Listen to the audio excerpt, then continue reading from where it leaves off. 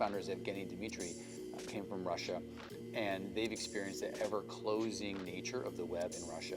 Facebook is banned, Twitter is banned, LinkedIn is not available. I saw that how global politics and governments are started being involved into control of the internet. And I think what we forget is that we sort of assume that totalitarian states are the only ones that clamp down and censor the internet, but that's definitely not the case, and we see it more and more. The largest democracy in the world is India, and there's very large censorship. Internet outages have affected 120 million people there, government-driven. WhatsApp, Twitter have been censored. Executives have been threatened with jail. And this is just not right? This is not how democracy is supposed to work. Hi, I'm Tom Trowbridge. I'm Evgeny Ponomarev, co-founder of Fluence. And I'm a co-founder at Fluence Labs. Fluence is building an open, decentralized compute network.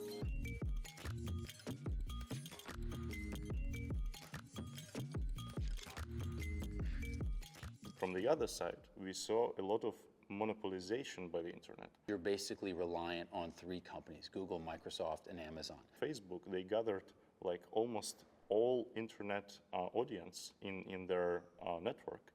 These monopolies appeared just in the last 10 years, and it looks very dangerous. You don't want to be reliant on those companies because inevitably they can control what they host, they can control what applications are used and how they're used. One of the things that I would be really excited about if it happens in the future with Fluence is that we make the using compute very, very affordable, and we enable this chain of innovation for hosted services, for cloud services. Whenever you have closed ecosystems, which can happen in any type of industry, innovation slows down. And that is definitely true of the cloud ecosystems as well. When one developer creates a product and another developer can build on top of this product without worrying that the license is wrong or the access will be reduced,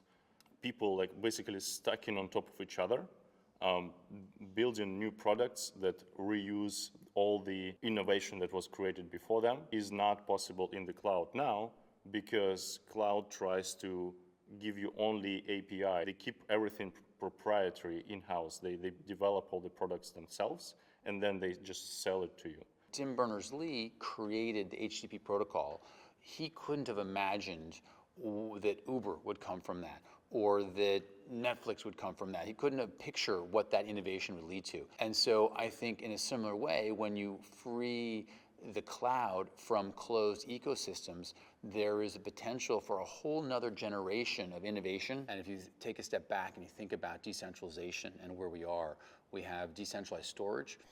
That Protocol Labs, with building IPFS and Filecoin, have made great strides in, and we have decentralized finance. A large number of Ethereum-based applications primarily have decentralized finance to a terrific degree, but most Web3 applications still have computation, which runs in the centralized cloud. When Ethereum appeared and started taking off, and I actually started realizing that this technology can be applied to improving internet protocols, basically, right? And as a developer, I was using cloud a lot at the moment, like for backends, for deploying backends. And I was thinking that actually we can use blockchain. We can figure out how to apply blockchain to create these open clouds, like open databases, open alternative to cloud computing. And this is how we started Fluence. It happened just organically as a research towards how do we create cloud computing with the blockchain technology. Right now, Fluence has compute capacity onboarded at a big scale. The next step, and where we want to go, is when instead of just doing compute jobs that are discrete compute jobs, we actually see an entire application ecosystem built on Fluence. If we want to make the internet more open and transparent, that's why we want to bring this experience to the Web3 world. Where applications are built using the compute, but have a rich feature set on top of that, and where applications then share data, share users, and are built on top of each other. That's the ecosystem we want to see built. And by the way, that ecosystem doesn't happen with just Fluence. That is using storage from IPFS and Filecoin. That's using a whole number of Web3 partners as well. Not only are they a great investor, but what Protocol Labs is building, decentralized storage, is a critical piece of Web3. Without decentralized storage, you can't have Web3. And so that's really what I'm also very excited about, is the potential for this innovation wave that can happen when you have a truly open cloud that allows, enables, and actually rewards innovation and people working and building together. Evgeny and Dmitry are rare in that they've actually partnered and been friends since high school and have been doing the same thing in terms of blockchain and crypto investment and coding since high school. Well, it's actually super useful to have co-founders because you support each other all the time. I think it's very stressful and hard if you're just a lone founder because you have all this stress on you alone. Tom is great in business and fundraising. He's amazing in communication. Dmitry is the technical architect and the CTO. He basically leads our technical architecture decisions.